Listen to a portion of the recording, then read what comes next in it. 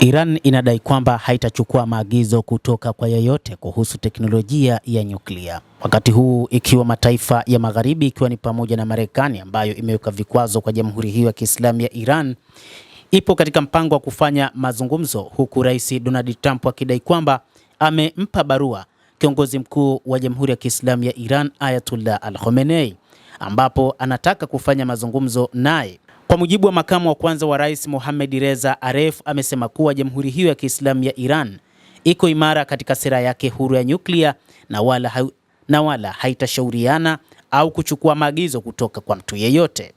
Akihutubia katika hafla ya kuapishwa mkuu mpya wa taasisi ya Iranolojia hapo mjini Tehran siku ya Jumanne, Aref amesema kuwa kiini cha ustaarabu wa Iran ni elimu na maarifa, hata katika maeneo ya mbali sana ya duniani. Lazima uangalie vizuri na teknolojia ya hali ya juu zaidi ya kuhakikisha teknolojia hizi pamoja na ustaarabu wa Iran unawafaidisha vizuri wengine.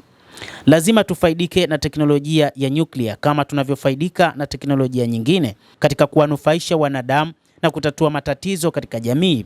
Hatushauriani wala hatuombi idhini kutoka kwa yeyote katika suala hili, na wakati huo huo tunayafanya maendeleo yetu ya teknolojia yawahuishe watu wote, ameongeza makamu huyo wa kwanza wa rais nchini Iran. Amegusia pia kampeni chafu za nchi za Magharibi za kueneza chuki dhidi ya Iran na kusema kuwa ustaarabu na utamaduni wa Iran ndiye mkombozi wa ubinadamu, kwani hivi sasa umenawirisha kwa ustaarabu wa Kiislamu na ina ustaarabu tajiri na mkongwe sana.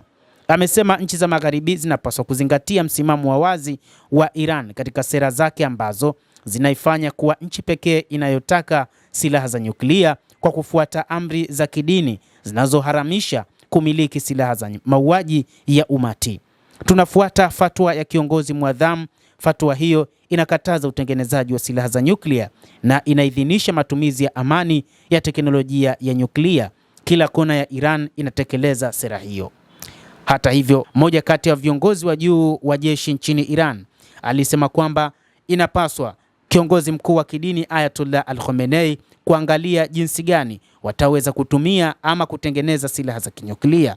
Iran inadai kwamba haina silaha za kinyuklia, lakini inatumia nyuklia kwa ajili ya manufaa ya kijamii, ambapo nyuklia hutumika kwa ajili ya masuala ya kibinadamu ikiwa ni pamoja na nishati. Hata hivyo, katika kipindi hiki ambacho kumekuwa na sintofahamu kati ya Iran pamoja na Marekani, Urusi imesema kwamba ipo tayari kuungana na Marekani juu ya kulizungumzia suala hilo la Iran badala ya kuendelea na kuweka vikwazo. Mataifa Magharibi yameiwekea vikwazo kwa siku nyingi nchi ya Iran kutokana na urutubishaji wa uranium kwa kiasi kikubwa. Hata hivyo, mamlaka za atomiki ulimwenguni zimebaini kwamba Iran inarutubisha nyuklia hadi zaidi ya asilimia 60, ambayo ina uwezo wa kuzalisha mabomu 4 hadi 6 ya nyuklia.